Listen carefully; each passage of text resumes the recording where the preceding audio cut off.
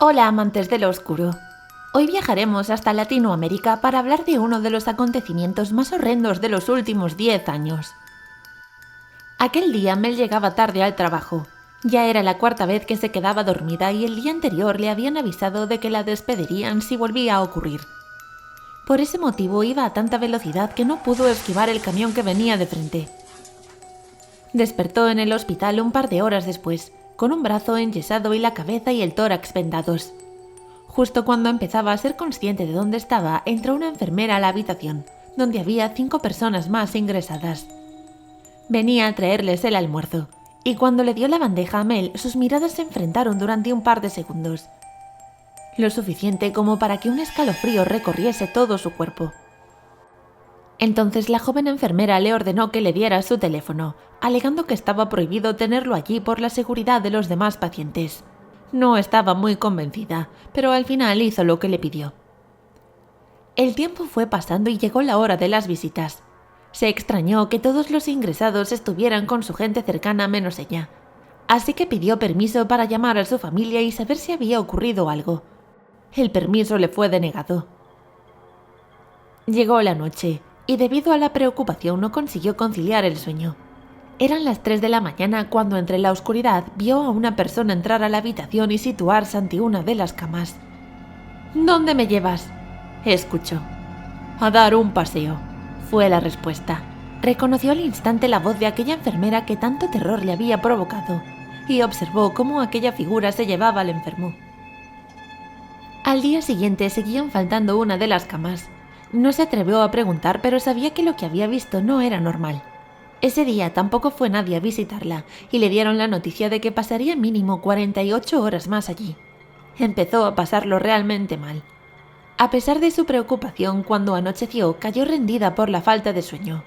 Pero al levantarse faltaba otra de las camas. Sabía que aquel paciente todavía no había recibido el alta. Decidió preguntarle a la enfermera. Empezaba a desconfiar de aquel hospital y pensó que quizás se estaba volviendo loca. «Falleció anoche, de un ataque al corazón», dijo dudosa. No se lo creyó, así que ideó un plan. Esperó a que llegase la hora del almuerzo y aprovechó a que los sanitarios estuviesen en el comedor. Entonces se aseguró de que no hubiese nadie. Se acercó al almacén de aquella planta y recuperó su teléfono. Le comentó a su madre lo que sucedía. Ella le contó que no le dejaban ir a verla. Mel preparó sus cosas. Se fugaría esa misma noche, pero no sin averiguar qué pasaba. Esperó a que la enfermera volviese a por otro de los pacientes para llevárselo, y lo siguió. Vio cómo la anestesiaba antes de entrar en uno de los quirófanos y se asomó al cristal de la puerta. Había también un cirujano. Ambos agarraron 2 grandes sierras y descuartizaron al hombre. Después sacaron su corazón, su hígado y riñones, y los pusieron en una caja. Entonces la enfermera se giró y vio a Mel horrorizada tras el cristal. Solamente se dedicó a sonreírle cubierta de sangre y leyó en sus labios: «Tú serás la siguiente». Mel salió corriendo del hospital y llamó a la policía cuando consideró que estaba a salvo. Aquello fue un escándalo público y arrestaron a la enfermera y al cirujano. Ellos declararon que no eran los únicos que se dedicaban a esto. Había toda una red de tráfico de órganos que nunca lograrían parar. Javier había salido a hacer la compra con su madre. Ese día llovía mucho, por lo que decidieron ir en coche. Después de 2 horas y de pasar por la carnicería, la pescadería y los congelados, volvían a su automóvil con un carro del supermercado lleno. «Salud, Javi», dijo su madre. «Yo no he sido. Ese ruido parece que viene del coche». Se acercaron a la parte delantera y escucharon maullidos. Un gato se había metido entre el motor buscando calor. No podían encender el automóvil ya que podían hacerle daño. Por tanto, Javier y su madre agarraron trocitos de pan e intentaron que el animal saliera de dentro. La idea del pan fue todo un éxito, y un gatito diminuto y sucio asomó la cabeza. Cuando vio el alimento, se lanzó a comerlo con hambre voraz. Seguramente llevaría varios días perdido y hambriento. Javier no paraba de acariciar al pequeño, por lo que su madre le dejó llevarlo a casa esa noche. Y al día siguiente lo llevarían a una protectora de animales. El chico estaba lleno de alegría. Nunca había tenido ninguna mascota en casa. Con un poco de suerte, si el gatito se portaba bien, quizás su madre le dejaría adoptarlo. Nada más llegar a casa le dieron de comer, pero parecía que nada les saciaba el hambre. Si ellos estaban comiendo algo, el gatito aparecía y les agarraba lo que tuvieran en la mano. Decidieron dejarlo dormir en el garaje, que se encontraba en la planta de abajo de la casa. Cuando todos estaban en cama, Javier se despertó sobresaltado por unos ruidos. Parecían venir de la planta baja. Se quedó inmóvil intentando escuchar algo, pero no volvió a oír nada. Quizá el gatito estaba curioseando entre las herramientas y alguna se había caído al suelo. A la mañana siguiente sonó su despertador para ir al colegio. Normalmente su madre entraba en su habitación asegurándose de que no estaba dormido, pero ese día no lo había hecho. Quizás esté cuidando al gatito, pensó. Se preparó y fue a la cocina. No estaban sus tostadas ni el zumo. Su madre se había quedado dormida. Antes de ir a despertarla, decidió ir darle los buenos días al gatito. Abrió la puerta y allí estaba, maullando a la puerta. El gato empezó a rodearle y rozar su cabeza en sus zapatillas. Javier se agachó para hacerle caricias cuando vio al lado del automóvil la zapatilla de su madre. ¿Qué hacía ahí si ella todavía estaba en la cama? ¿Se habría levantado a darle de comer al gato? Se incorporó y rodeó el coche para ver lo que había detrás. No podía ser. Era el cadáver de su madre con arañazos por todo el cuerpo y un agujero en su estómago. Tenía las tripas fuera. Javier se quedó en shock. No podía reaccionar. Miró al gato que ronroneaba jugando entre el pelo de su madre. Era el día de San Valentín. Walt y Emily disfrutaban de una cena romántica a la luz de las velas. Emily se había pasado todo el día decorando la casa y cocinando. Walt abrió el vino mientras degustaba el primer plato. ¡Guau, Emily! Hoy te ha quedado espectacular la carne. Nunca he probado un guiso así. Eres la mejor. No hay nada que hagas mal. Emily todavía no había probado bocado. Parecía triste. Walt dijo entre risas. ¿No tienes hambre? Como no te des prisa, pienso comérmelo todo. ¿O es que te estás reservando para el postre? Ya sé lo de Margot, dijo de repente ella. Walt bebió todo el vino de la copa de un trago. ¿Margot? No sé de qué me hablas, cariño. ¿Qué ocurre? Emily empezó a mover de un lado para el otro las migas de pan que había en la mesa. No hace falta que sigas mintiendo. Ella me ha enseñado fotos y mensajes. Lo sé todo. Se hizo un silencio, y entonces Walt intentó agarrar la mano de su mujer. Emily, lo siento, se me ha ido de las manos, no quería hacerte daño, pero la amo. Os amo a las dos. Sé que es difícil entenderlo, pero no puedo sacarla de mi vida. Los dos comenzaron a llorar. Walt no sabía qué hacer. Emily había sido su primer amor. Lo había compartido todo con ella. Amaba la vida que habían construido, pero cuando conoció a Margot todo cambió por completo. No entendía cómo se podía amar a dos personas a la vez, y tan intensamente. Pero así era, y no era capaz de decidirse por una. ¿De verdad la amas tanto?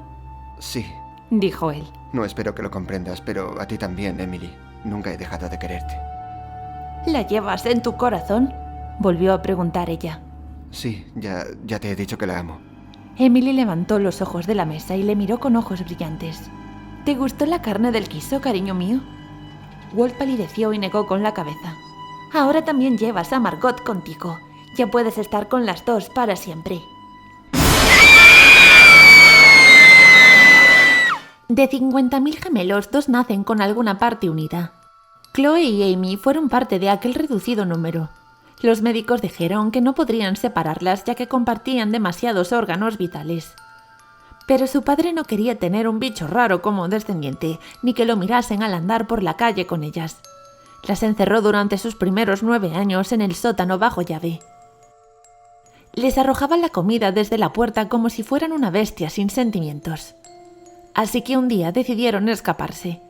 Esperaron a que llegara la hora de comer y cuando su padre abrió intentaron echar a correr. Lo único que consiguieron fue que las empujaran escaleras abajo y que las insultase. Estaban desesperadas. ¿Qué habían hecho para merecer eso? En su 9º cumpleaños les dijo: «Os tengo un regalo especial. Mañana saldréis de aquí». Sintieron una felicidad enorme. Pasaron toda la noche imaginando cómo sería el mundo exterior. Pero lo peor estaba por llegar. Primero les obligó a ponerse unas esposas y un bozal y a meterse en una caja. La selló por arriba con cinta aislante. Estuvieron un buen rato allí dentro sin saber hacia dónde las llevaba. De un momento a otro un cuchillo atravesó el cartón.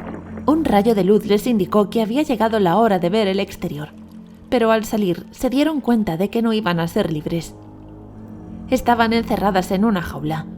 Al otro lado había un señor vestido con una bata blanca y anotando algo en una libreta. Fue hacia ellas y les quitó el bozal. Cuando le pidieron auxilio se echó a reír. Ordenó que se calmasen y explicó que era un científico. Dijo que iba a hacer unos experimentos con ellas y prometió que las dejaría marchar, si sobrevivían. De repente sacó una aguja y pinchó a Amy para saber si Chloe también sentía dolor. Después trajo una pileta llena de agua y hielo y metió a Chloe. Quería ver si cambiaba la temperatura corporal de la otra hermana. Chloe no paraba de gritar de dolor. ¡Sacadme de aquí! ¡Sacadme, por favor! Tras una semana de varias pruebas más, comentó que había llegado la hora de separarlas. Aunque se opusieron, las arrinconó en una esquina de la jaula y les clavó una jeringa. Las hermanas se durmieron profundamente. Al despertar, estaban encadenadas a una larga mesa. Vieron la afilada sierra acercarse hacia ellas. Había sangre por todos lados. Amy despertó en un hospital tras meses en coma. Solo ella había sobrevivido porque el corazón estaba en su lado. A Rocío la habían invitado a una fiesta de San Valentín. Sería en la nueva cabaña de su mejor amiga, pero no la dejaron ir porque todavía estaba en construcción. Además estaba en una peligrosa localización, en lo alto de una montaña. Como no quería quedarse sola un 14 de febrero, convenció a sus padres para que su novio fuera a su casa. En su cabeza tampoco era tan mal plan. Aprovecharía para presentárselo, lo que también le hacía bastante ilusión. Llegó el día y estuvo esperando durante un par de horas, pero su novio no llegaba. Hasta que sus amigas la llamaron para avisarle de que él se encontraba allí con otra chica. Esas palabras le hicieron tanto daño que inmediatamente ideó un plan para escaparse. Engañar a sus padres fue fácil. Les contó que una de sus amigas estaba en el hospital. Ellos sabían que su hija nunca mentía, por eso no dudaron ni un segundo y la dejaron marcharse. Tomó un taxi hasta la fiesta y no tardó en encontrar a su novio. Efectivamente estaba con otra mujer. Los gritos fueron tan fuertes que todo el mundo dejó de lado lo que estaba haciendo para escuchar. A los pocos minutos su novio la convenció para que subiera al coche. Se fueron juntos, discutiendo mientras él conducía, hasta que en una curva chocaron contra otro auto. Iban a tanta velocidad que Rocío salió disparada por el parabrisas. El conductor del otro coche y su novio se bajaron del coche. Rocío estaba tumbada a un lado de la carretera. Al acercarse a ella comprobaron que no respiraba. Ambos habían bebido y como temían que les culpasen de homicidio, arrojaron el cuerpo por la ladera. No podía moverse a causa del accidente y se rompió varios huesos durante la caída, pero ella seguía viva. Pasó 3 días desangrándose lentamente sin que nadie la ayudase. La encontraron muerta los obreros que se dirigían a terminar la cabaña. Vieron algo extraño al fondo del monte durante un descanso para fumar. Su vestido ya no era blanco, sino rojo de tanta sangre. Como no se encontraron pruebas, el caso fue archivado. El novio y los que fueron a la fiesta permanecieron en silencio. Los policías pensaron que no serviría de nada seguir buscando. Un tiempo después, el conductor del otro coche confesó. Habían encontrado varios jóvenes muertos en el mismo lugar donde la habían arrojado. Entró en pánico diciendo que ella había vuelto a por su venganza. Desde entonces, cada San Valentín, Rocío aparece en aquella carretera pidiendo ayuda. Tiene la esperanza de que alguno de los hombres a los que ataca sea uno de los culpables. Se dice que su vestido rojo les encanta. Y cuando los convence de quitarse el cinturón para darles un beso, pierden el control del vehículo en aquella curva. Al igual que ella, se estrellan y salen despedidos por el parabrisas.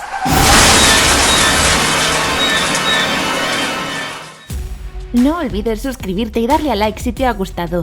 Y también puedes seguirnos en nuestras redes sociales, Facebook, Twitter e Instagram. Hasta el próximo vídeo.